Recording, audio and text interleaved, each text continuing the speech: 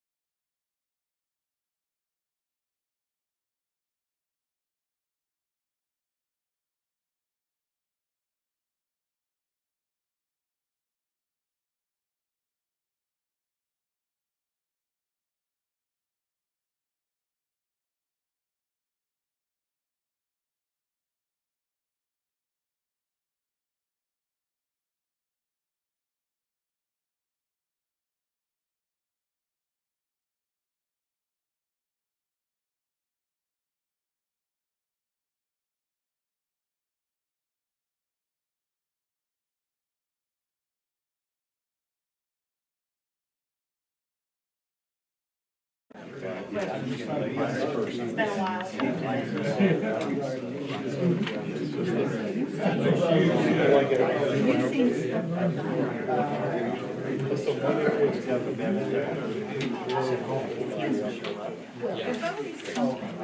Oh, yeah. I see.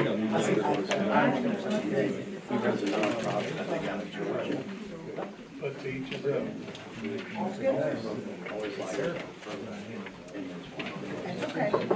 got a lot of ground to cover, so we're going to get started here. And call this meeting to order. Appreciate everybody coming today. And I also want to recognize Heather Becker, and who's representing Jonathan Shell, and Will Schrader, who's representing Attorney General Coleman. So we're glad to have you all on board. Okay, so Sam, can you confirm a quorum? Yes, there is a quorum, and the press has been notified. Okay. So I think everybody's had a chance to look over the minutes. Are there any additions or corrections? If not, do I have a motion that they be approved? I'll make that motion. Okay, thank you. Second. Second, Gail.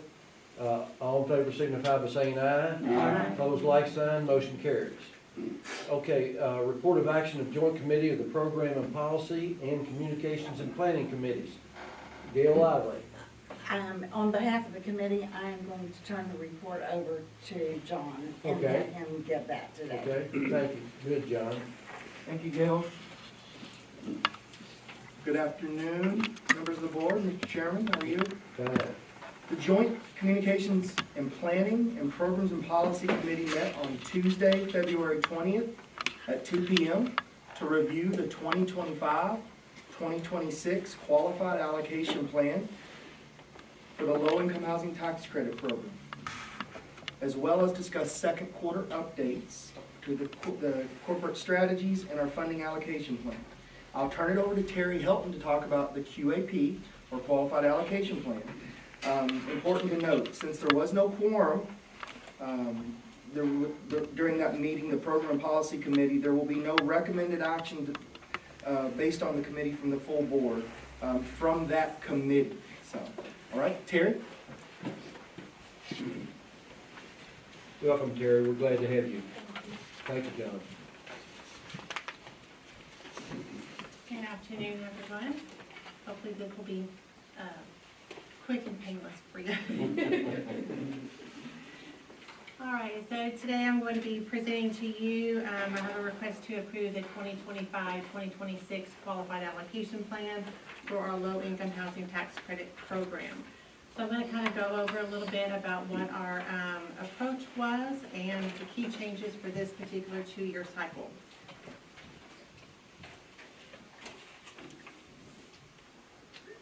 So the low-income housing tax credits, and you will hear me refer these to just tax credits throughout my presentation. So these are 9% tax credits allocated to HFAs, Housing Finance Agencies, from the IRS, and it's based on our population. So for 2024, our award was just a little over $13 million based on the population of Kentucky. Developers use the award of these tax credits in order to raise equity capital from their investors for developments. Current pricing is about 83, I have 90 cents on here, but that's really on the high side. It's really about 83 to 85 cents per dollar on the tax credits. And they are claimed over a 10-year period, but property must maintain a 30-year affordability period, subject to recapture for non-compliance. The federal tax credit program requires each FHA to have a qualified allocation plan, which is our QAP, which is what I'm presenting to you all today. It is governed by Section 42 of the Internal Revenue Code, and it sets forth our policies regarding our program administration, fair housing, the distribution of those housing credits, application scoring, and our compliance monitoring. Typically, agencies will update these annually or biannually, and our QAP is on a 2-year cycle. So how did we get here? In July of 2023, we put out an RFP for a consultant to work on our qualified allocation plan, to go over our scoring criteria, our policies, And through a selection process, Mark Shelburne with Novogradac was chosen. For those of you who don't know Mark Shelburne, he has an extensive background as a housing policy consultant, working with state and local housing agencies. We met with the Kentucky Affordable Housing Coalition on 3 different meetings, and he got some feedback from them.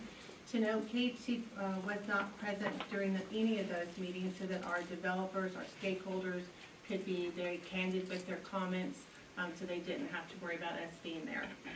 So we also met with Marilyn Harris, who's with the Louisville Metro Government, Rick McQuady with the Lexington Fayette Urban County Government. So in December, we did have a virtual forum. We did kind of put out some comments and we got some feedback just to get an idea of what our stakeholders are thinking about. And then in January, we had our second developer forum, which gave our criteria of our scoring that we selected. And so they are able to make some comments based on that as well. February 8th, we held our legally required QAP public hearing, and we got feedback as well. We opened up our comment period through February 15th. And then again, as John said, we presented our had our QAP ready for the Programs and Policy Committee meeting on the 20th. So, what does it look like as far as numbers? So for the 2024 round, this is a very competitive source of funding. It's a very limited source of funding. So for 2024 funding round, we actually had 27 applications submitted, and the total ask in those housing credits was a little over $24 million. However, we can only fund 15 projects with those housing credits, which total about $13 million awarded. We are able to have 4 projects on a wait list because of the pending tax package that is out there right now. So hopefully, if that passes, that will be, we can award 4 more projects, which would be great for the state. So what are our goals and challenges? Our goal is to solicit the feedback from our developers, our partners, our stakeholders, to get their ideas. You know, what are they doing? They're the ones with the boots on the ground. You know, so we're the ones just doing all the paperwork.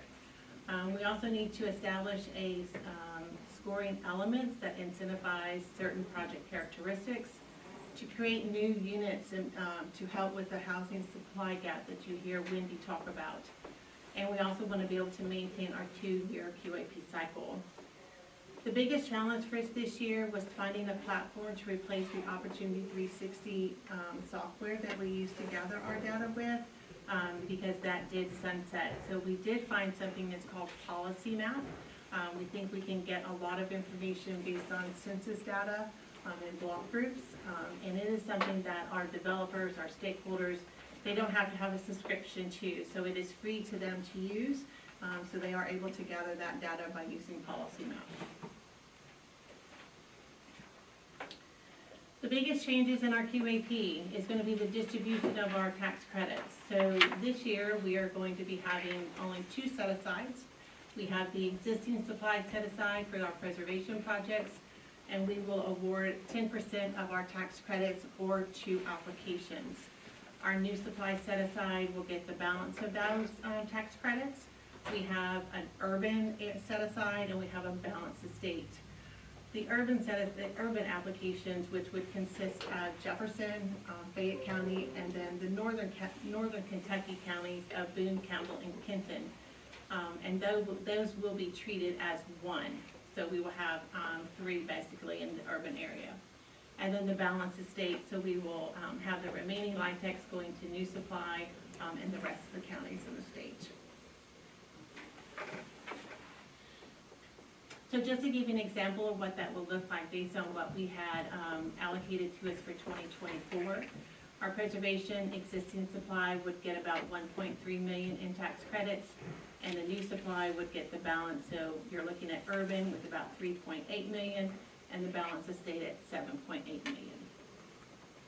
And just so everyone knows, while Terry has that up, this translates to equity that is, it's not 10 times this amount, but close to it. So this looks like a relatively small amount when you're talking about development, but how much that creates in private equity is enormous. Yes. I just want to make sure folks understand that. Thank you, Wendy. We will also be looking at county limits. We will make no more than one existing supply and new supply award per county.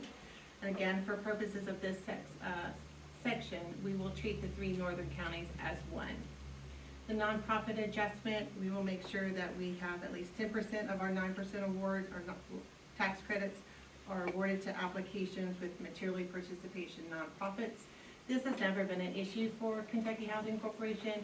In the past 2 QAPs, our average is about 53% to nonprofits. So we have a really good group of nonprofits that we work with.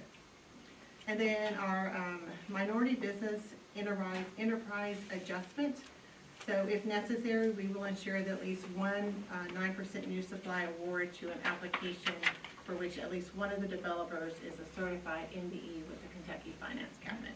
Because this was one I didn't get when you first said it, so I just said, that first one only applies to that 33% for the county areas, but those others apply to the whole. Nonprofit adjustment and MBE apply to 100% of the 9% If tax that's credit. right, yes. But that first one only applies to the 33% for urban. I only say that because I got it. It's okay, it's a lot of information. This QAP this year is a very radical change to what you all have seen in the past. All right, so for our existing supply applications, because we are putting only 10% of our tax credits in this particular pot, we are not going to score these applications. Instead, we're going to rank them, and we're going to rank them based on these 3 things. The greatest need of rehab. You know, our inspectors will go out at the time of application. They'll look at the properties and they will rank them on which one is in the greatest need. Project-based rental assistance, so which applications have a higher percentage of units covered by a project-based rental assistance contract. And rehab only. We will give preference to applications not requesting acquisition credits. In a related party transaction, we will give preference to applications not requesting those acquisition credits or KC gap funding. And this is to be able to utilize our limited resources that we have for gap financing as well.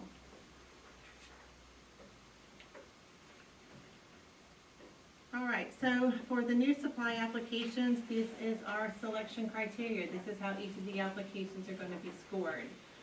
The first item is the significant share of affordable units in a county.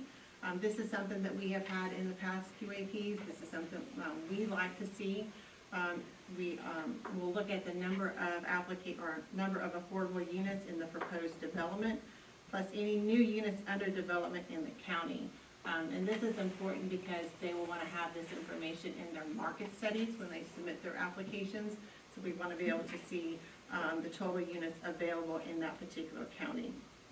The second item will be the policy map. Again, this is our new software that we're going to be using for our scoring criteria.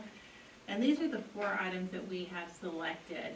The renter cost burden, median household income, employment density, which would be for the balance of state applications only, and the road network density for the urban area only.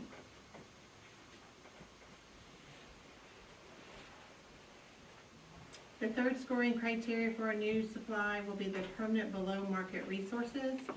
So applications that propose permanent grants or loans at or below the market rate will be eligible for points. And these are some of the eligible sources that we are going to be looking at and the terms of those grants or loans. Our fourth scoring criteria will be land donation. We did get quite a bit of feedback on this particular item, so we have kind of softened this up a little bit. We will award points if the development shows no more than $5,000 in the budget cost line items for land and buildings. And either a fee simple ownership or a 99-year leasehold will also qualify for those points. Our fifth scoring criteria is the revitalization plans. The points will be awarded to developments located in a QCT and the target area of a formally adopted plan for revitalization, community development, and or economic development where other investments will or have occurred. And then our last scoring criteria will be they will earn points for either a family, senior, or supportive housing subsection. Again, a family is a property with at least 25% of the units have 2 or more bedrooms. Senior properties are age-restricted properties in which features allowing residents to age in place. And then our supportive housing, that will participate in our coordinated entry prioritization process. And then our tiebreakers. So of those applications, if we have anybody that has a tie, it's not often, but in case it does happen, we have the greatest number of Black Tech units, the demonstration of innovative characteristics, the eligibility for the historic rehab tax credit, and the intended for eventual tenant ownership.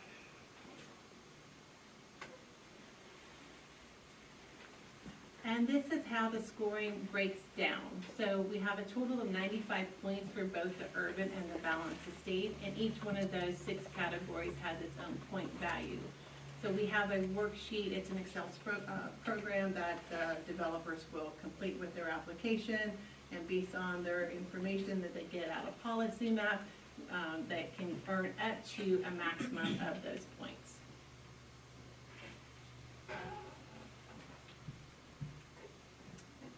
Did you have a question? I just wanted to look at that. Sorry. So the qualified census tract only applies to revitalization, not to new supply. It is a new supply. So that backs Yeah, so- away from encouraging, It is for the urban area only. So it wouldn't be for the balanced estate. but that backs away from encouraging building in non-high impact areas. It's only a tiebreaker, and it's required by code that we address that element. The IRS code requires that we, and so that's why we moved it to a tiebreaker. We're not trying to incentivize it, but we're creating an allowance that if you do want to build in a QCT in an urban area, you've got to have a revitalization I didn't plan. realize it was only the type. Yeah. That's why I was trying to look at, Yeah. this sheet, I didn't see before. But you'll be happy to hear all my questions are answered. Thank you. All right, so our timeline. So on February 8th, we did have our public hearing that we are required to do. Our public comment period was open from February 8th through the 15th, of which we did receive comments, and we did make some adjustment based on those comments. And then February 29th, here we are today. And then once you all have approved our QAP, we will send it off to the governor for his signature. And then once we get that back, we'll be able to open up our applications tentatively in May. Hopefully they'll all be due in August. And then those awards will be awarded in January of 2025.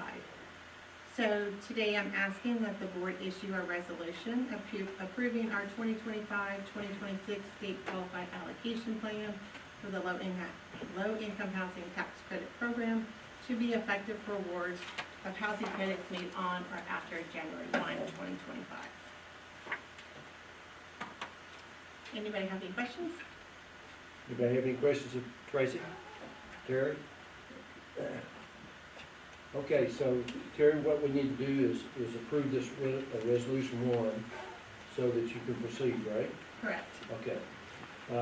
If there are no questions, do I have a motion that we approve resolution 1? All right, so move a second. Second by Will. All in favor signify by saying aye. Aye. Opposed, like sign. Motion carries. Terry, thank you so very Thank much. you. We appreciate your hard work. We know that's a lot of work. Okay, Kendrick, you want to talk a little bit about the second quarter updates on our fiscal plan? Thank you, Chairman Denham. So, I will be talking about second quarter updates. We'll be briefly looking forward at the planning process for the next couple of months, and then we will be looking backward at the first 2 quarters. So when we arrive again in May, you'll receive a series of informational briefings and voting documents. You'll learn about the overarching strategies that we're currently putting together for fiscal year 25, the allocation plan, which governs how we spend our program dollars, and the operating budget will be presented by our CFO. Our corporate planning process begins in January, where we start looking backward at all of the expenses we've had through our first 2 quarters. We analyze those expenses and start beginning the budgeting process. Then, in the February to March timeline, we put together our corporate overarching strategies for the next coming year and begin our scorecard planning process. In April, we begin putting together our allocation plan, which again governs how we use our program dollars. And then we present that document to our Program and Policy Committee in May. While all this is going on, we are developing our corporate budget, which is also presented to the Finance Committee in May. And both the allocation plan and the corporate budget is presented to the whole board on May 30th. So, looking back at the 2024 overarching strategies, I'll remind you what those were again. Strategy 1 is to operate and align existing housing programs to address the Commonwealth's most urgent housing needs, those being a housing supply crisis and the need to respond to a couple of natural disasters we've had recently. Our second overarching strategy is to be flexible and respond to financial risk. And our third overarching strategy is to sustain and advance core competencies. John always likes to refer to that as moving from surviving to thriving in this post-COVID era. So looking back at our key accomplishments through our first 2 quarters of the year, we look to loan servicings. We average 884 loans per employee at this time. That's on a goal of 800 loans per employee. Our single-family volume thus far this year is 354 million. We have a goal for the whole fiscal year of 400 million, so we're way ahead of schedule there. And to give you an idea of how we're responding to the current housing market, at this point last year we were 270 million in production. I'd like to congratulate our finance department on transitioning that single-family loan portfolio. We've got a new financing method through the mortgage revenue bond, which many of you have already approved here in this room. Looking to our tenant assistance program, we have generated $406,000 in revenue from inspection fees. If we look at back at last year, that was only $281,000, and we've got a goal of only of $540,000. We're well ahead of schedule on that as well. Turning to our housing contract administration department, we have served over 4,000 households through our homelessness program so far this year. Our multifamily programs, we have generated 465 units have been either created or preserved with our tax-exempt bonds so far this year. Looking to our employee services division, we have a minority representation rate of 16%. I'll remind you that 13% of the state is non-white. Looking to technology services, I'm sure that John is happy to say that we have hired a new managing director of technology services, so he doesn't have to do the job anymore. And we have successfully performed a disaster recovery failover, something that hadn't been done in a couple of years. That makes us much more resilient as a corporation. Turning to business logistics, we have a major HVAC system update that has been completed. And we have completed 37% of our capital needs assessment. That's a laundry list of things that we have to do with the building here. I will tell you that being at 37% so far this year is well ahead of schedule. Normally we kind of sandbag towards the end of the year there. Finally, from my section of the corporation, we have collected 35% of the available admin fees year to date. So again, I'll remind you of the timeline. Right now, through April, we're preparing the operating budget, the overarching strategy, the scorecards, and the allocation plan. Both the committees in May will hear about the overarching strategy and the allocation plan, and the operating budget will be presented to the Finance Committee. And on May 30th, you'll have the opportunity to vote on all of those documents at the Board of Directors. Moving on to a fair housing update. We're going to share the demographics that are covered by all of our programs here across the corporation. Within the context of fair housing, where we always try to track how our programs are serving across the state. This first slide is from Q1, and I only show this to compare it to the second slide, which just shows that the data doesn't move that much. The data is not that noisy. We have pretty consistent amongst our programs. We don't serve a highly different population.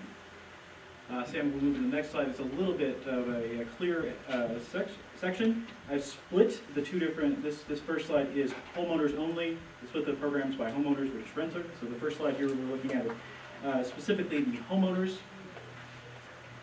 programs and our AHTF home repair program. You'll note a blue shaded area in the middle of the graph here, down between 5 and 10%. That is within the income band of a different specific program. We're only allowed to use certain programs or certain income bands. What you would expect the non-white percentage of that population to be. So that is the target area if we were trying to serve the average Kentuckian. You'll note that all of these orange dots are above that shaded area, and that's because we are serving a more diverse population than average within the state, given the income range. Our AHTF home repair program is serving 12.5% the non-white population. Our AHTF home building program is serving 42.5% non-white population. Our home builder program is home construction activities funded by our home program is serving a 14% non-white population. Our single-family lending program is serving a 20% non-white population, and the HOPE program, this is the Housing Assistance Fund, or it's an assistance for mortgagers coming out of the pandemic, is serving 29% non-white population. Moving on to our renter program, you'll see that, again, most of our programs are either within or right above that blue shaded area here in the middle of the graph.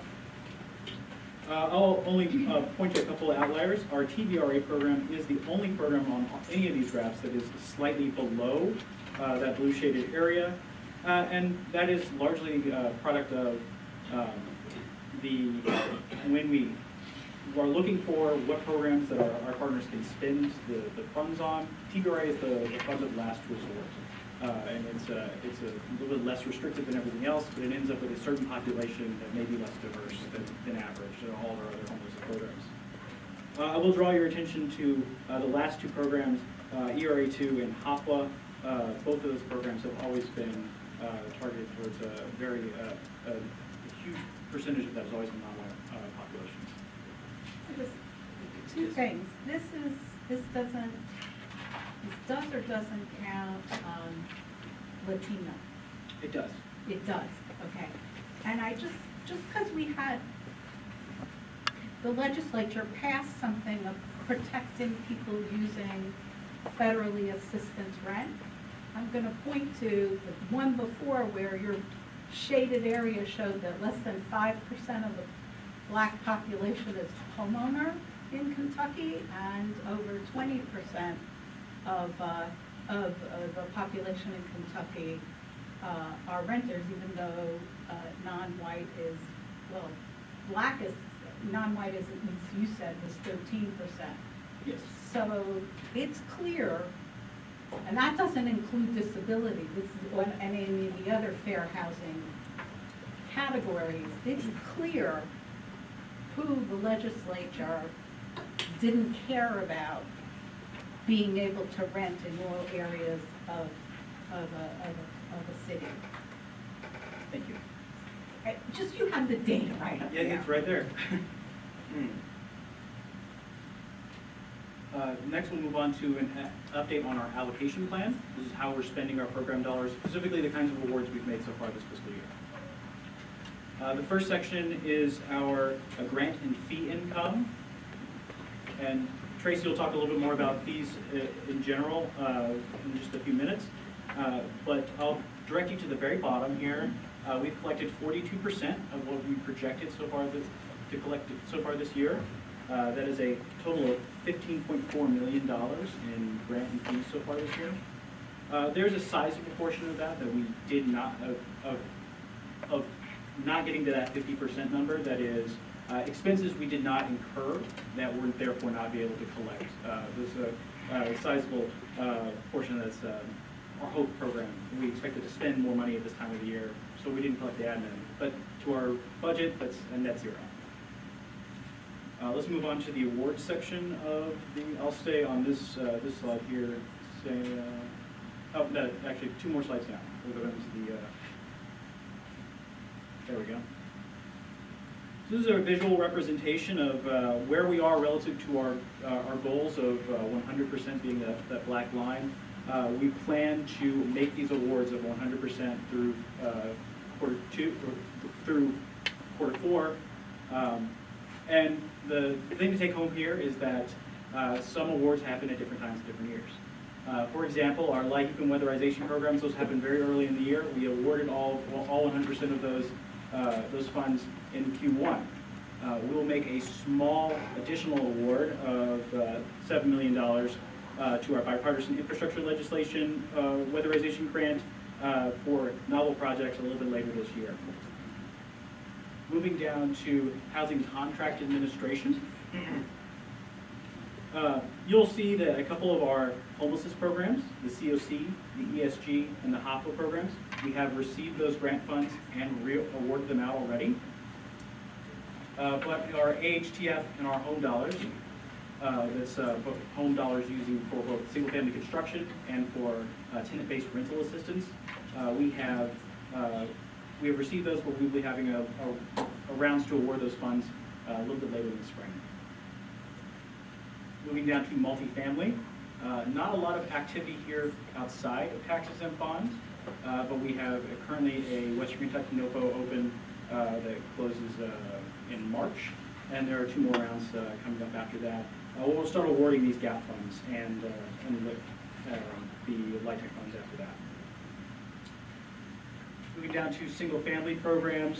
These programs run a little bit more, not necessarily based on funding rounds. I'll draw your attention to counseling. That trades off, the first line counseling, which is paid for by HAF, trades off with our 4th line here, which is paid for by HUD. That HUD grant, we've been utilizing that, and we will switch back to utilizing HAF funds at a different point. Those things generally trade off and on. You'll see that our DAP awards are about 50% of where we thought they would be at this time of the year. That's $12.9 million on a goal of $25 million. But that our overall single-family mortgage production is, again, at $354 million on a goal of only $400 million. Finally, our tenant assistance programs run a bit like a metronome around here. They always kind of hit their marks at 25, 50, 75%. All right, finally, the last chart page here is the same information broken down by funding source. If we just want to kind of take a macro view of this, you'll note that we just haven't made a lot of our awards from the AHTF or home grants yet. Again, we'll make those again a little bit later in the fiscal year. And the funds that come out of our Housing Assistance Fund, we will have, we are currently making using our down payment assistance out of there. We're paying some of our counseling fees out of there. But we will be making more funds will come out of there for matching and perhaps some for multifamily as well. And that is the allocation. Yes, sir. We got an award-winning inspection program that eliminated a lot of waste in terms of people not being there. And I noticed that the fees we were collecting were higher. Is that because we have a better use of time because of that? My understanding is that we were able to complete those inspections, and you could make the case that that number is higher because of that. I also think that the rate went up as well, a little bit unexpected. Okay, well, it would be nice to know that, another, because if we want to let other housing authorities know about our great system. Put some money on the table. Let them know if you're more efficient, you can do more inspections and earn more fees. So just Thank you. I like promoting our good stuff. Thank you. These are only informational items, so we have no need to vote on the resolutions. It's an excellent presentation. And any other members have any questions of Kendrick just for the benefit of the new members, I will say that you're gonna find that this is one of the most efficient operations in state government. I'm always amazed at the work that they do. 884 loans per employee. You all deserve every consideration and our thanks, every day you work. So, thank you so much. Thank you for your hard work. Thank you, Chairman Denham.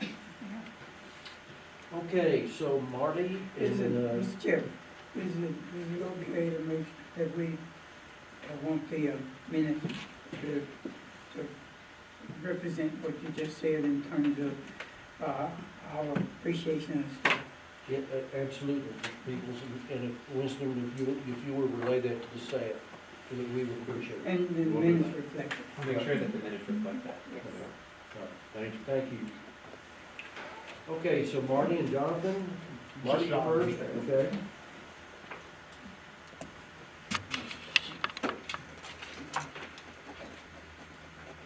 Good afternoon, everyone. Thank you for allowing me to have some time to speak today. We are here today just to present our PHA plan. So Kentucky Housing is required by federal regulations to submit a public housing agency annual plan for our rental assistance programs to the United States Department of HUD and Urban Development. Federal regulations require Kentucky Housing Corporation to describe programs, operations, and strategies for meeting local housing needs. Number one, Section A1, the number of housing choice vouchers in KHC's ACV portfolio. This number includes new voucher sources received in the past year. Tenant assistance programs portfolio has increased to 6,475 vouchers from a previous 6,438 with the addition of 25 housing stability vouchers that came online December 1st, 2023. This funding opportunity is designed and encouraged to a community-wide commitment to the goal of ending homelessness. KHC will be partnering with our Housing Contract Administration to obtain referrals from the coordinated entry to house the stability vouchers. Stability vouchers are, they can come from different sources, so it can be from somebody fleeing domestic violence, sexual assault, stalking, there's several instances that it could be coming into play. The other vouchers that we had received was really not a new source of vouchers, it was just some batch vouchers that we got some additional vouchers on to make up the difference on the and then in section B5, information listed in the progress report of the annual PHA plan. Again, KHC was awarded 25 additional stability vouchers. KHC has made voucher offers to more than 2,300 families, waitlist families, and applicants to increase our program utilization. KHC is seeking HUD approval to enter into 2 new project-based properties. Those projects are only proposed at this time. KHC continues to promote landlord engagement on the website, webinars, e-grams to promote landlord participation for regular HCV and special purpose vouchers. And then lastly, KHC is focused on increased utilization and our special purpose vouchers. Again, like Kendrick, this is only information on this, not adult requirement. Any members have any questions of Jonathan? This is required by federal law, is that correct? That's Yes, correct. there is a motion. Oh, there is, okay, I'm sorry. There's a resolution that needs to be approved by the board, Yeah. adopting the plan. So I'll ask for a motion to approve this resolution. So moved. Have a motion by Gail, do I have a second? Second. I have a second by Holly, yes ma'am. Discussion, I just want to point out that the certification regarding the state's consolidated plan and analysis of impediments to fair housing reminds us that KHC is very responsible for fair housing promotion throughout the Commonwealth of Kentucky. And it's not secondary, it's one of our commitments we make to HUD. But that's just a comment I want to make. I'll approve this, but. Thank you. Okay, so I have a motion and a second on the resolution. All in favor signify by saying aye. Aye. Opposed, like sign, motion carries. Thank you, Jonathan, we appreciate your hard work. Okay, Terry. So this is an authorization to renew a personal service contract with Value Tech. Yes, sir, I actually will be presenting 3 personal service contracts to you today. So we're seeking approval to renew a personal service contract with Value Tech Realty Services for market analysis services for the multifamily programs for fiscal year 2025, in an amount not to exceed $40,000. Following a request of proposals in July of 2022, Value Tech Realty Services was selected by a review committee to provide market analysis services. We have the option of renewing this contract for 2 consecutive years for following that initial term of contract, and this will be the second renewal of that contract. KFC recommends approval by the board of directors of a resolution authorizing KFC to renew this personal service contract with Value Tech in an amount not to exceed $40,000 for the fiscal year 2025. Any members have any questions of Terry in regard to this personal service contract? If not, I'll entertain a motion that we approve. So moved. I have a motion by Kathy, to have a second? Second by Marilyn. I have a motion and a second, all in favor signify by saying aye. Aye. Opposed, like sign, motion carries. Terry, you've got another personal service contract with Algier. Yes. This is to renew the personal service contract with Valbridge Property Advisors for rent comparability studies for our tenant assistant programs and market analysis services for the multifamily programs for fiscal year 2025 in an amount not to exceed $60,000. Again, this is through an RFP process in March of 2022. We did select Valbridge Property Advisors, and we do have the option to renew that personal service contract for 2 consecutive years following the initial term, and this is the second renewal of that contract. KHC recommends approval by the board of directors of the resolution authorizing KHC to renew that personal service contract with Valbridge Property Advisors in the amount not to exceed $60,000 for the fiscal year 2025. Any members have any questions of Terry in regard to this personal service contract? If not, I'll entertain a motion to approve. A motion by Jeff, do I have a second? Second by Mr. Peoples. All in favor, signify by saying aye. Aye. Opposed, like sign, motion carries. Terry, you're on the road. Personal service I'm gonna get tired contract of looking with at me Gibson. today.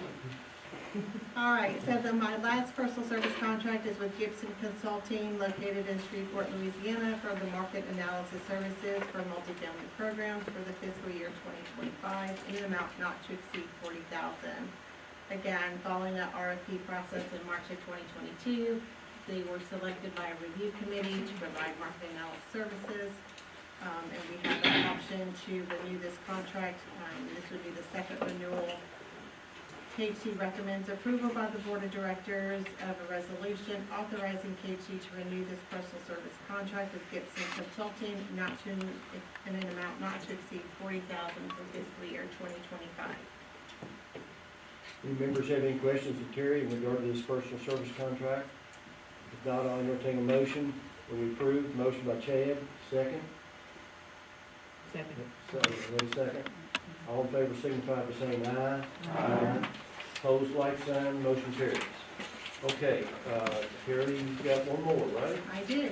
Okay. I have a bond resolution amendment for the 330 Newtown Apartments located in Lexington, Kentucky. This project was granted an inducement resolution on October 29, 2020 for a bonding authority amount of $25 million. The final resolution was approved for $24 million at the December 10, 2020 board meeting. This project is currently in the process of completing punch list items to obtain a 100% inspection report from KHC. The certificate of occupancy reflects that the project placed in service on February 9, 2024, and the developer is exercising their option to extend the construction period with the bond lender, but in order to do so, they need KHC's approval. This request is to amend the bond financing agreement to extend the commencement of amortization from April 8, 2024 to March 8, 2025. We are recommending the approval of the board of directors of this first amendment to the bond financing agreement for 330 Newtown Apartments. Any members have any questions of Terry in regard to this bond financing agreement amendment? If not, I'll entertain a motion that we approve. Second. Okay, we have a motion, and we have a second. Okay. Yeah, okay, Chad. All right. All in favor signify by saying aye. Aye. Opposed, like sign. Motion carries. Okay, thank you, Carrie. Thank you. We appreciate your hard work. Okay, John Davis, authorization to renew a personal service contract with Hannah Resource Group. Good afternoon again. This is in reference to agenda item 11, authorization to renew a personal service contract with Hannah Resource Group LLC for consulting services. Kentucky Housing Corporation requested approval to renew the personal service contract with Hannah Resource Group for the amount of not to exceed amount of $21,600 to provide consulting services for continued compensation, evaluation, and planning, as well as succession planning for the year, fiscal year in 2025. The following requests for proposals went out in 2023. KHC selected HRG, the Human Resources Consulting Services. KHC has an option of renewing this contract for 2 consecutive years following the RFP solicitation. This will be the first renewal. KHC is seeking recommendation of the approval for the Board of Directors for this personal service contract with HRG in an amount not to exceed $21,600. Any board members have any questions of John for, in regard to this personal service contract? If not, I'll entertain a motion that we approve. Mr. Peoples? Do I have a second? Marilyn? So all in favor signify by saying aye. Aye. Opposed, like sign. Motion carries. Thank you all. Okay, Steve Brunson wasn't able to come today, so I'm gonna ask Tracy to report on the action recommendations of the Finance Committee. Thank you, Mr. Chairman. Good afternoon, everyone.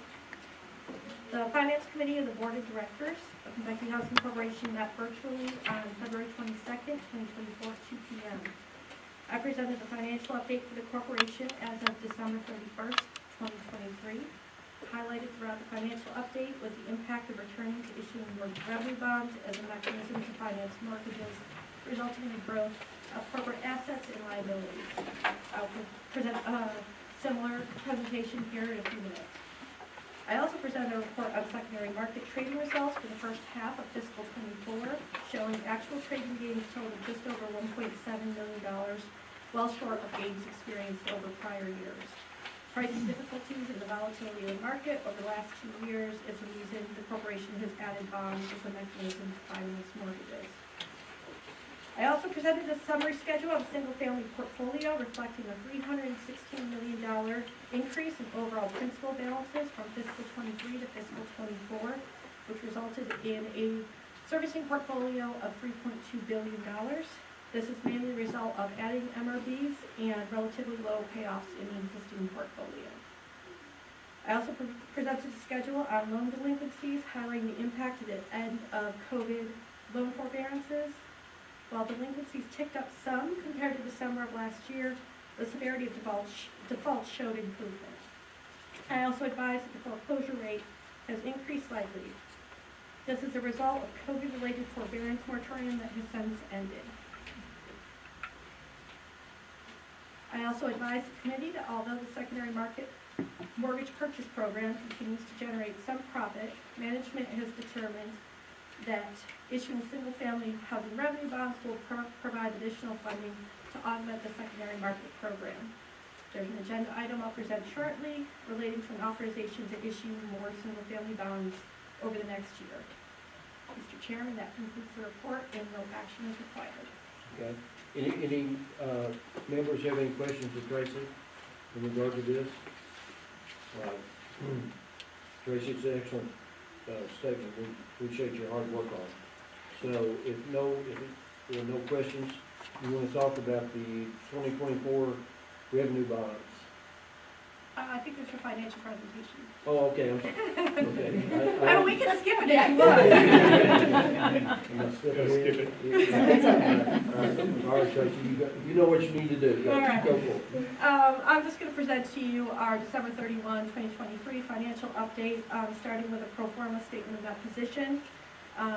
I went in depth a little bit more of the finance committee, so I'm just gonna highlight a few things. If you have questions on anything I didn't talk about, just let me know.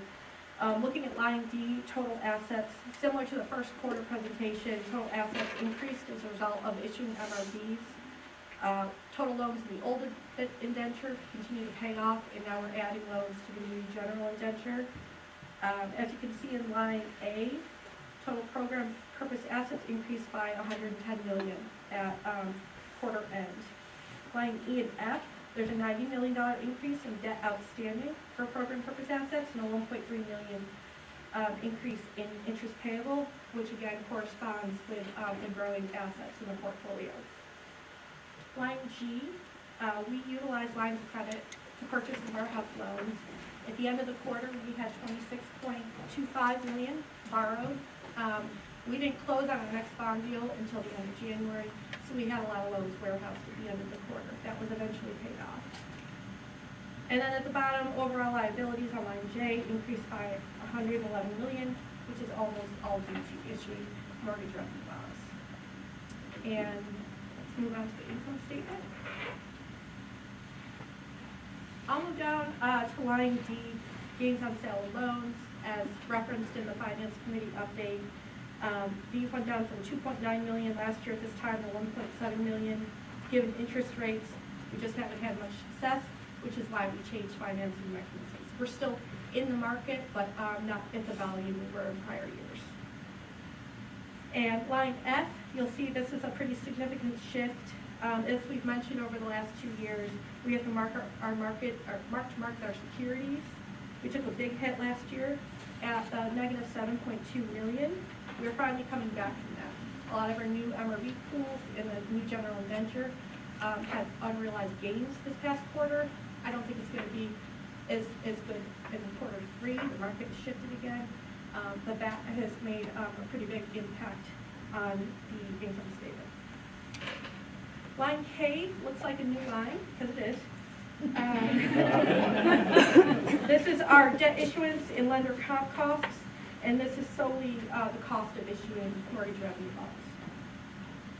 And then at the bottom, line O, change in that position, which is net income for the year is at $8 million, and this is predominantly the impact of the increase in the value of our securities. In cash flows, this statement looks a lot different than last year at this time. Again, the name of the game is issuing MRBs. It's definitely changed up our metrics and our financials. Line A, cash flow from operating activities.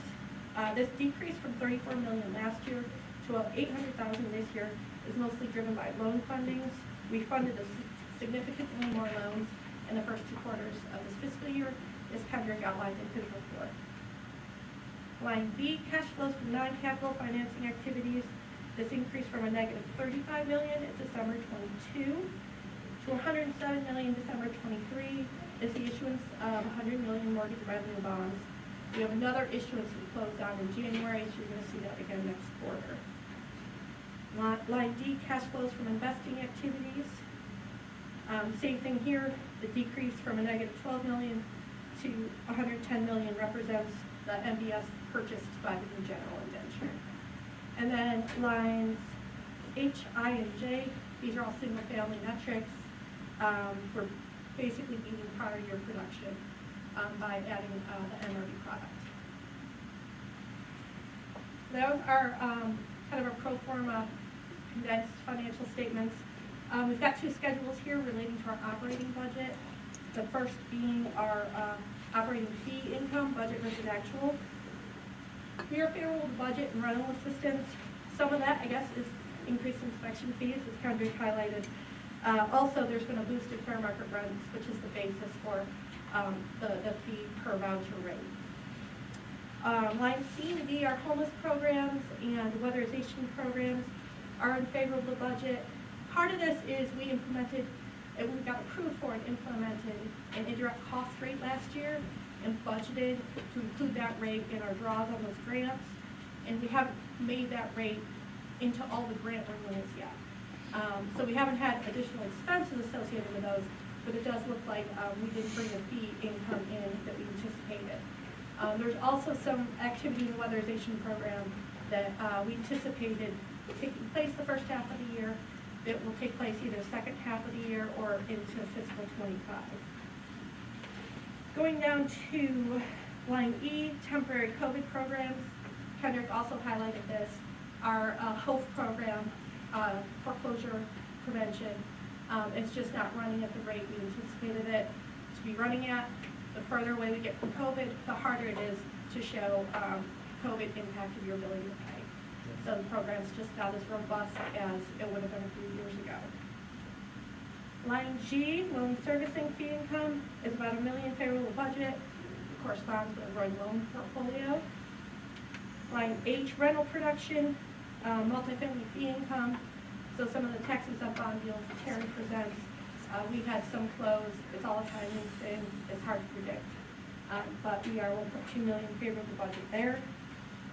And then overall, $3.5 million favorable budget. I think this will shrink some in the second half of the year as more activities are anticipated. We're favorable to budget on a lot of the legacy programs, but there's going to be some more grant activity that we'll see the second half of the year. And then the next schedule is our expenditures related to budget versus actual. We'll start with line C and line I. These were contractor intents and printing of public information. These were mainly the HOPE program, where we didn't have expenses, but we also didn't have fees related to those. Line F, computer operations, $163,000 favorable budget. It's a combination of delayed projects in a couple areas of the corporation, mostly tech-related projects that either will take place in the second half or will roll into fiscal '25. Line L, employee development, is $93,000 favorable budget. This is a mix of some planned conference costs in the fall that didn't take place and some anticipated conference expenses in the second half of the year. Line O, liquidation shortfall, is $90,000 favorable budget.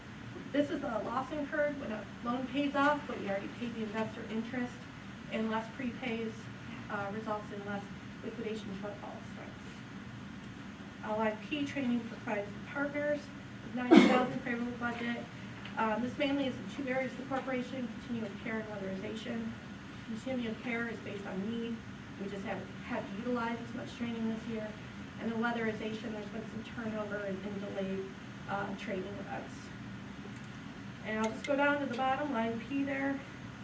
Overall, we're favorable budget by 5%. Pretty good shape halfway through the year. I think we're going to see a lot of activity in the third and fourth quarter. Do y'all have any questions on the financials? Any members have any questions? I just want to say that this is a tremendous amount of work that Tracy does. And You ain't kidding. and Tracy, you're doing an excellent job. We appreciate your efforts. And it's kind of reflective of the housing market in general, is what we're seeing. Yeah, and when Kendrick noted that, we only anticipated to do $400 million in mortgages. We've already hit 354.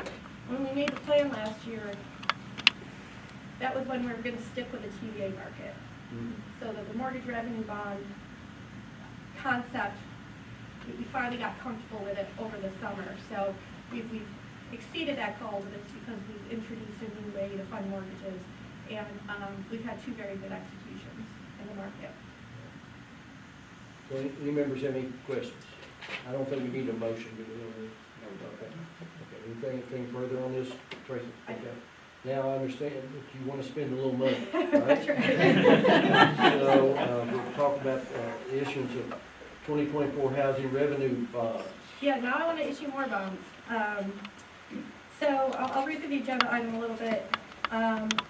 In July of last year, the Executive Committee of the Board, in response to changing housing market conditions, approved a new general indenture of trust to provide flexible financing for insured mortgage loans for persons and families of lower and moderate income through the issuance of mortgage revenue bonds. I'm seeking approval today for $400 million. The prior packet that sent out was $300 million. I'll explain that. To issue an amount not to exceed $400 million in mortgage revenue bonds to finance low to moderate income mortgage loans from time to time in one or more series on or before March 1 of 2025. Management requests authority to develop a financing plan as specified in the resolution, allows staff to issue, sell, and deliver said bonds with the provision that the maximum interest rate on any bond not exceed 8%, that no bonds are priced lower than 3% discount, nor a premium of 15%, and that the final maturity date does not exceed 40 years from the delivery of the bonds. The authorization to issue one or more series over the next year will provide staff and external members of its financing team greater flexibility in managing KHC's mortgage pipeline and better opportunity to capitalize on favorable market conditions. So how these have been presented to you all in the past has been based on bond series. We brought to you 2023A, we brought to you 2024A and B, and we can certainly do that if that's what you choose.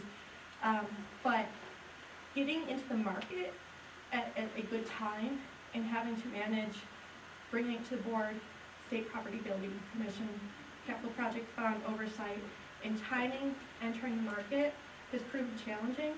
These last two, we had to use the executive committee in order to put that schedule in place. So I'm asking for a parameters resolution allowing us to do approximately 2 bond deals in the next year, approximately $150 million each.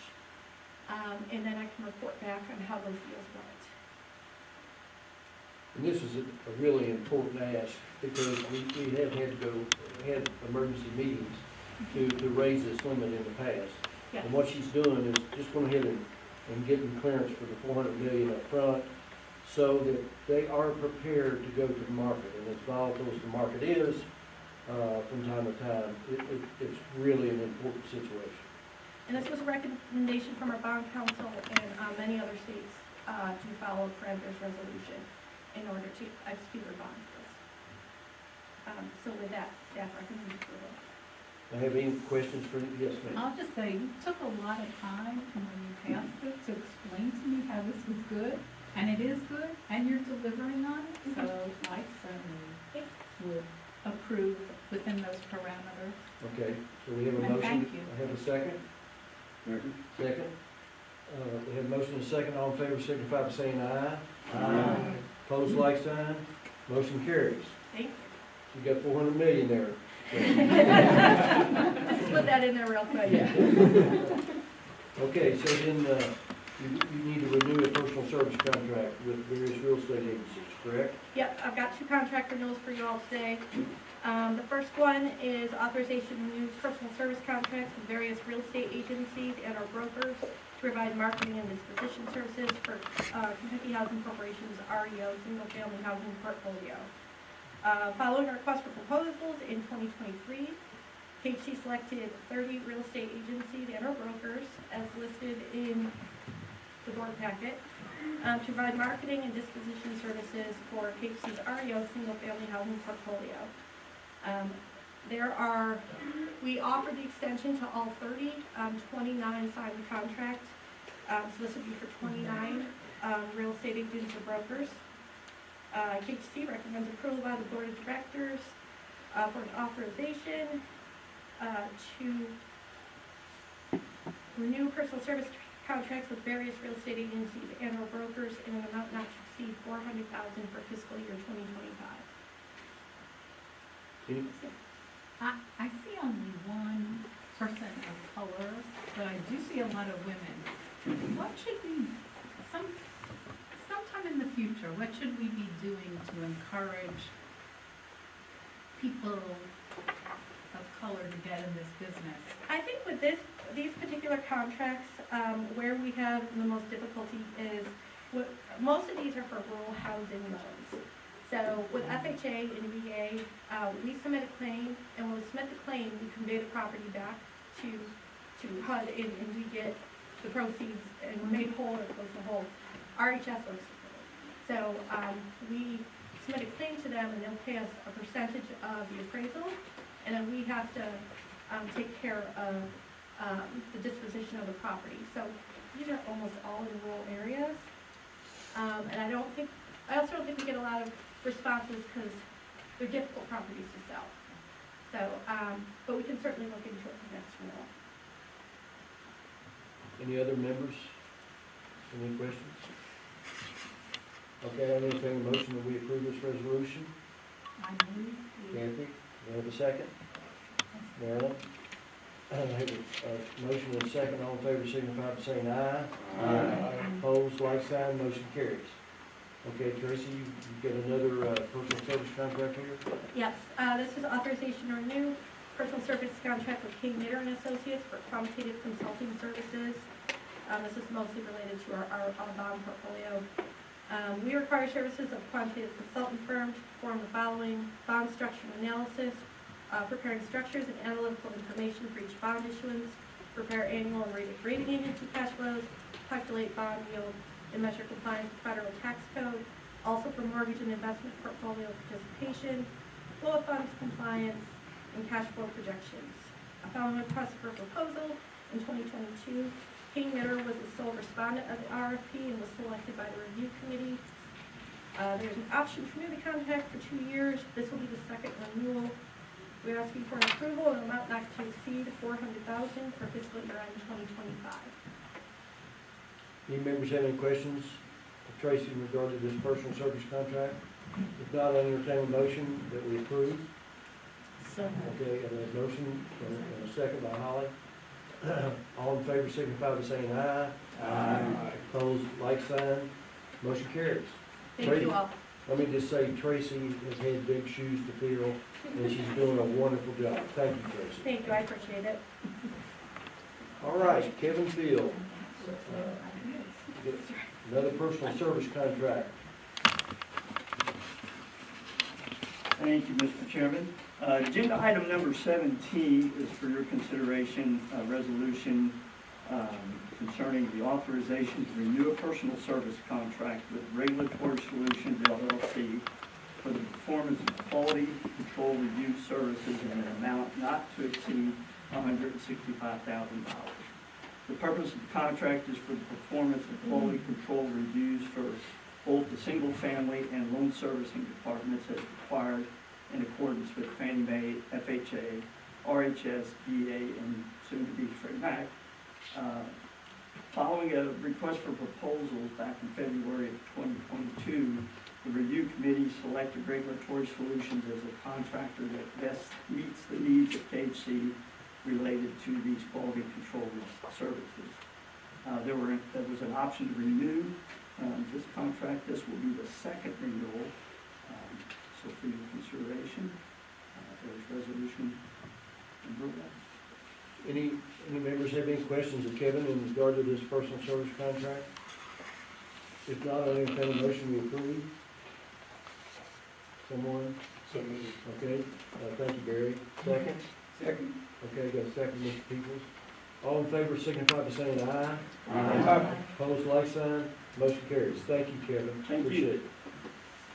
Okay, Lauren Van Sickle, personal service contract with Walter Gay and Mack.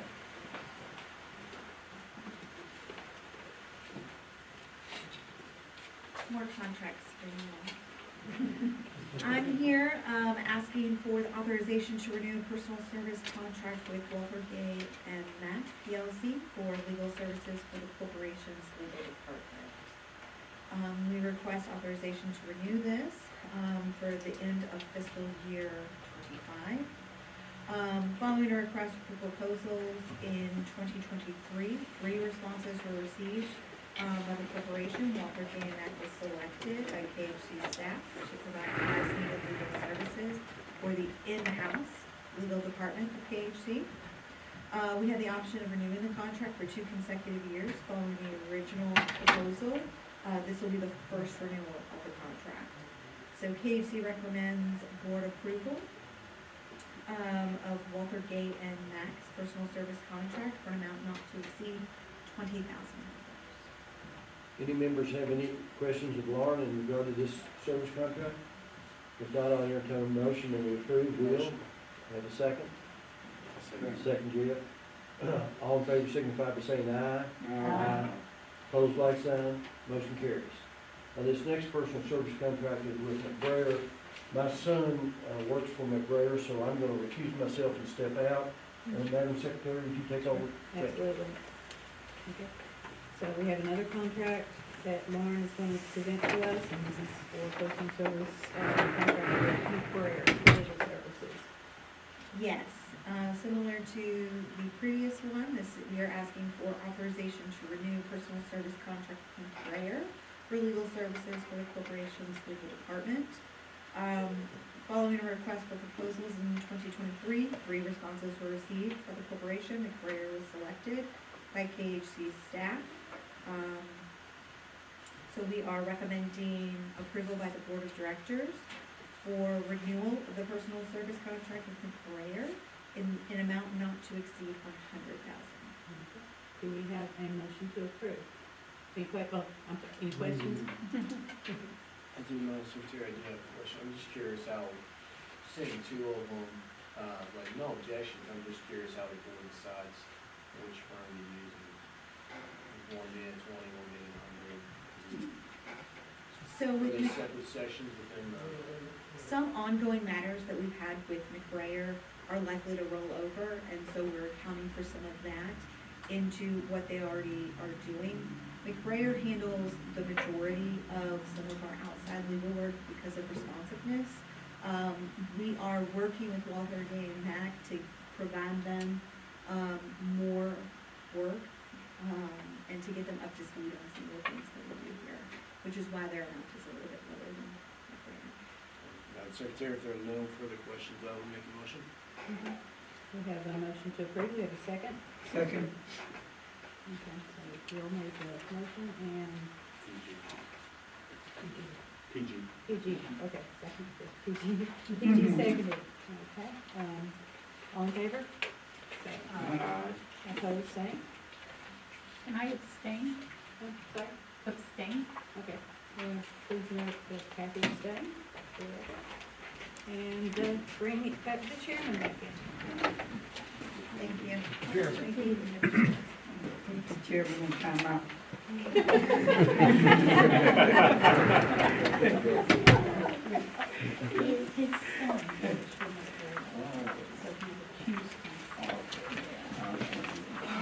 So Wendy Smith, you're gonna talk about a personal service contract as well, right? We're almost done, I promise. This is the grand finale, but it's just as dull as the ones that come before. So I've got 3 contracts to bring before you. One is a renewal and 2 are amendments. So the first one is a recommendation that we renew our existing contract with Capital Edge Consultants. We did an RFP process in October 22 and selected them. They were the sole respondent. We would like to renew that and recommend that to the board for $30,000. This consulting firm is really just kind of on retainer. We've had them on retainer. We have not used their services. Those of you who've been on the board for a long time know this, newer members might not. We administer a program through a contract with HUD. It's called Project-Based Contract Administration. So it is where there are, across 109 counties in Kentucky, there are around 360 properties, nearly 22,000 rental units that get rent assistance from HUD, and we are the contract administrator that pays that every month. In exchange for that, we get paid by HUD. We also do physical inspections, we inspect tenant files, we do compliance trainings, and we co-host a conference every year with all these property owners. So it's kind of a behind-the-scenes program, but it's very important to a lot of households across Kentucky. For more than 10 years, there has been a threat that it will be rebid, that we could lose this contract or we will have to compete for this contract. I'm not kidding, it's been 12 years at least. And the last time they put out a draft bid, it was going to be going through federal procurement, not through what the federal government calls a notice of funds available. We at KHC have never done federal procurement. We've always just applied to notices of funding available. So it'd be very different for us. So we need a consultant kind of on retainer, if you will, or at the ready, if we do have to compete for that. Odds are we won't, because we haven't for the last 12 years, even though it's always in HUD. HUD does a procurement kind of projection every year of everything they expect to put out to bid. This is always on there, and it hasn't happened. It's been ensnared in some litigation, some other negotiations, and we just don't know what's going to happen with it. But we want to be ready if it does happen. So with that, we would recommend that the board renew this understanding that we have not utilized these services at all yet. Anybody have any questions of Wendy in regard to this? Okay, entertain a motion. Okay, a motion and a second. All in favor signify by saying aye. Aye. Opposed, like sign. Motion carries. Wendy? Thanks. Go ahead. So the second item I have before you all is, it's not a renewal, it is an amendment to an existing contract, and it's going to require a little bit of explanation. So typically, this is a contract where we did an RFP process, a competitive process in 2021. The sole respondent for the services sought was the Corporation for Supportive Housing, CSH. They are a national nonprofit, and they do technical assistance, consulting, and training around what's called permanent supportive housing. There are cohorts of folks who will not remain stably housed without some services. Some folks who've been homeless, they can get housing and get stabilized, and they're going to be able to keep their life on track. Folks with severe mental illness, folks with significant disabilities, folks with substance use disorders, there are folks who are always going to need, or for some protracted amount of time, are going to need supportive services alongside, their housing. So when we got through the American Rescue Plan Act, a little over $50 million in what's called Home ARP, American Rescue Plan Act funding, we got this one-time bucket of $50 million to do housing for people experiencing homelessness, including that permanent supportive housing that I talked about. Well, we've never funded that. We've never underwritten it. We were a little bit out of our depths with it in terms of knowing how to judge not just the development, but also the management company and their ability to work with a unique population, as well as a service provider and their ability to provide services, and then all three of their ability to work together, right? Because it really is, these are tough projects, not just to build, but to operate successfully over time. So we hired very early on, as soon as the Rescue Plan Act passed, the Corporation for Supportive Housing to consult with us, to help us do our plan to HUD, to help us create underwriting guidelines. And the most important thing that they've done for us is for the last 2 years, they have conducted what we call the Supportive Housing Institute. It's been held in Lexington, but it's development teams all across the state. It's typically 5 teams made up of the developer, the management company, and the nonprofit service provider who come to 5 months of classes, some virtual, some in person, where they learn each other's sides of the business, they learn best practices, and they get ongoing technical assistance from Corporation for Supportive Housing to hopefully bring a successful project to seek KHC funding competitively.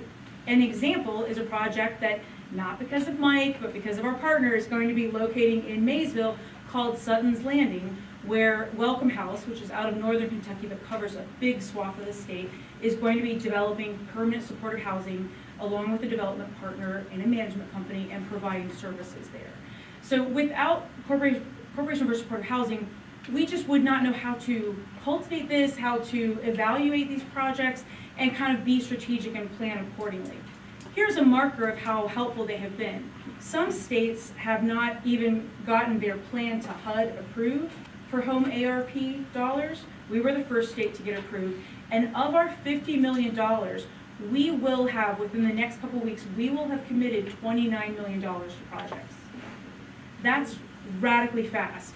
Our legal department, I just heard, we might be the first state to craft a grant agreement for these dollars. Like nobody else, we were trying to get a sample one, and nobody has done it yet. So I just wanted, I think they have been our ace in the hole for moving fast. So even though we have already had them for 3 years, which would normally mean we need to do a competitive RFP, right? After the first year and 2 renewals, we put it out to competitive bid. I would like to ask that we simply amend their contract and add 1 more year. We need them for 1 more year to get the rest of the funds committed and continue this technical assistance. They were the sole provider that responded, and their work really does build on itself, and to try to switch out another provider right now, it would just be really, really difficult, if possible at all. Any members have any questions for Wendy? Wendy, you said that they're very much engaged, and I understand that. Yeah. Is any other states, and again, I'm totally supportive of this. Yeah. Actually provided the motion for this. But is there any other states that are using another a nonprofit to do this work? I think that there is a consulting outfit called Cloudburst that might be working with some states, but that is maybe on the Home Art General.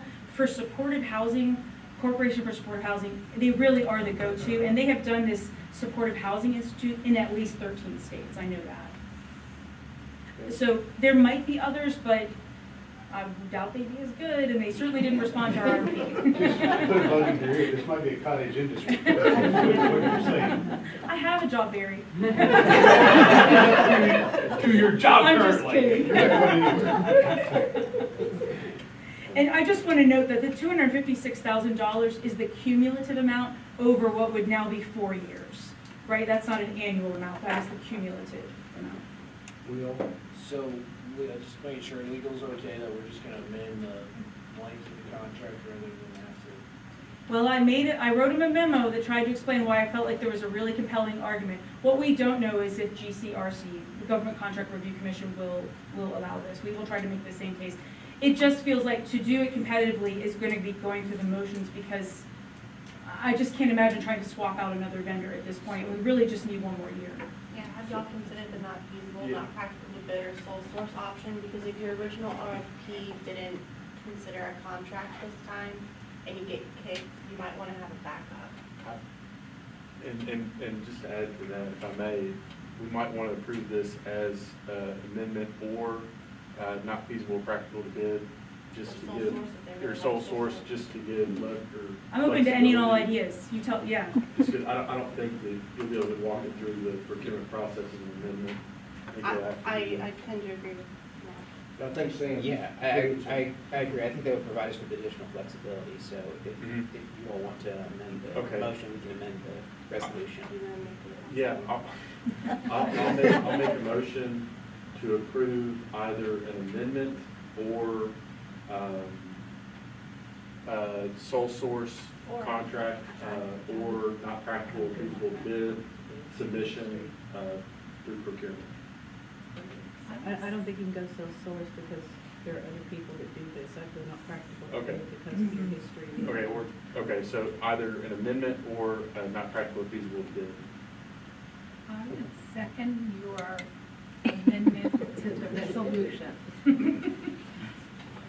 So Sam, you think you need to restate that a little bit? So I believe there's a motion to approve either an amendment or not practical or reasonable to bid for this, to extend the to extend the contract through the end of fiscal year 25. All members understand? Yes. Any members have any questions in regard to this? Okay. I think you all can see that Wendy really knows her stuff. And she really works hard. My staff desperately don't want to go through, going through the motions RFP process. Right. You know, they would really love to avoid busy work and not waste the time of other Just said this is a particularly fragile population. And we want to go fast. We want to get units Yeah. built as quick as possible. Yeah. And Wendy, we appreciate your hard work. So we have a motion and a second. Any other questions? I just point out the motion and second is to amend the resolution, and then we can vote on the resolution. That's what we're going to do. All right. We're going to pass the amendment first. Okay. Anybody have any further questions? Okay, this is for the amendment to the resolution we're going to adopt in a minute, okay? All right. So, did I plan on stay there? Yes. Okay, all right. So, all in favor of the amendment signify by saying aye. Aye. Opposed, like sign. The amendment passes. Now, for the resolution as amended, anybody have any questions? Okay, all right. Do I have a motion that we approve the resolution as amended? Yes, I'll make that motion. Okay, Bruce, second by Holly. Anybody have any questions in regard to it? I have a motion and a second. All in favor signify by saying aye. Aye. Opposed, like sign. Motion carries. Okay, Wendy, you've got another one, right? I do, and I really appreciate the problem solving from the board about what might be the best route with this. I really hope. And this next one is of a similar sort. So we may have to do the whole amendment, resolution, all that kind of stuff again. So around the same time that we procured the Corporation for Supportive Housing, knowing that we had all of these pandemic funds coming, as well as we have had the addition of a lot of new housing choice vouchers to our Section 8 program. Most of those require partnerships between our homelessness continuum of care, which KHC houses, and our Section 8 program. That sounds really easy because it's all under KHC, right? It's in fact quite difficult. And we actually use some of our other money from the pandemic to hire some housing connectors to help go talk to landlords about this homeless person, trying to get leased up, getting paperwork done, getting documents together.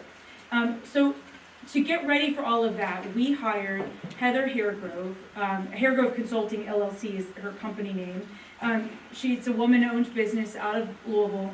And she has a lot of experience with public housing authorities and doing different special programs and initiatives within public housing authorities. And KHC, with our Section 8 program, has that identity as a public housing authority. So Heather has worked with us on a bunch of different things, but the primary is creating systems for our special vouchers. We have vouchers that are for people with disabilities experiencing homelessness. People who don't have disabilities and aren't elderly but are experiencing homelessness. We have a bunch of different categories of new vouchers, special vouchers. Vouchers for kids who are exiting the foster care program. What Heather has done is helped us build, they're called smart sheets. They're these interactive Excel spreadsheets that create like an email and a message to connect our two departments so that people know this person got this in, let's get it to the landlord. Let's get this recertification done. It's to align the work, which is proving a lot more difficult than anybody expected, but it's happening. And it's really proving out. Her help with us has helped us we now have stopped taking referrals for many of these programs because we have reached the limit of how many we're allowed to lease up with these special programs, which means we're ready for more vouchers, hopefully, if HUD ever makes more available. So again, the nature of Heather's work is that it is building on this really in-depth work with us to help us align two departments to get people housed. We would like to continue that for another year. She was one of only a few respondents and the only one in Kentucky and the only one with public housing experience. So we would like to, again, Heather is at the end of 3 years. We would like to amend or not feasible or what have you. So, just a quick question. Is this program an ongoing program or is it one that eventually sunsets? We are, yes and no. So we got all these special vouchers. We have leased them pretty much all up.